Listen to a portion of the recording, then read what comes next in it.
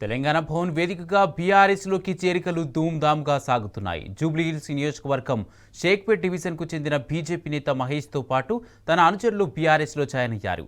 వారికి BRS working president KTR గులాబీ కండువాలు కప్పి పార్టీలోకి స్వాగతించారు. కేసీఆర్ హయాంలో అమలైన సంక్షేమ పథకాలు చూసి బీఆర్ఎస్లో చేరుతున్నట్లు మహేష్ తెలిపారు.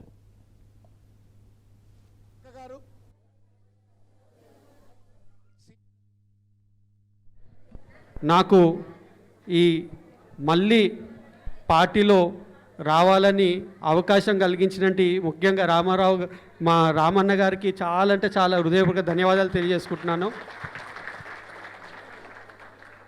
నేను బీఆర్ఎస్ పార్టీలో షేక్పేట్లో చేసిన కొన్ని వెల్ఫేర్ పనులు కానీ ఏవైనా కానీ కూడా రామన్న గారి స్ఫూర్తి మేరకే నేను చేయడం జరిగింది. ఈరోజు నాకు ఎంతో పేరుంది షేక్పేట్లో అంటే కేవలం అది రామన్న గారి ఇన్స్పిరేషన్లోనే నేను కొంత ఆ పేరు సంపాదించడం జరిగింది. అయితే మాకు ఇప్పుడున్న వాతావరణం పరిస్థితుల్లో రాష్ట్ర రాజకీయాల దృష్ట్యా బీజేపీ కానీ కాంగ్రెస్ పార్టీ కానీ లోపల ఒప్పందాలలో బీసీలకు ఇచ్చే 42 రిజర్వేషన్స్ కానీ ఏ విధంగా వాళ్ళు గట్టిగా ఫైట్ చేయకుండా పార్లమెంట్లో కానీ అసెంబ్లీలో కానీ మోసం చేస్తూ ఉన్నారో బీసీలకి అది అందరికీ తెలుస్తూ ఉంది. ఏదైనా కానీ రాష్ట్రం అభివృద్ధి కావాలన్నా మన తెలంగాణ ఉనికి తెలంగాణ అస్తిత్వం ఆలోచనలో ఇప్పుడు పడే పరిస్థితి వచ్చింది. మరి తెలంగాణ అస్తిత్వానికి మన ఉనికి మనం తెచ్చుకోవాలన్నా బీఆర్ఎస్ పార్టీతోనే అది సాధ్యం. మనకు పార్లమెంట్లో ఒక్క ఎంపీ బీజేపీ ఎంపీ కానీ కాంగ్రెస్ ఎంపీ కానీ తెలంగాణ ప్రయోజనాల గురించి మాట్లాడిన పరిస్థితి దాఖలాలు లేవు ఇన్ని రోజుల్లో.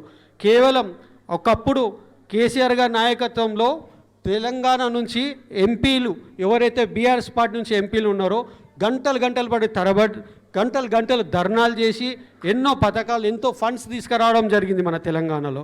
ఒకప్పుడు మనం తెలంగాణని 2014 ముందు చూస్తే 3 లక్షలకి ఎకరం ఉండేది.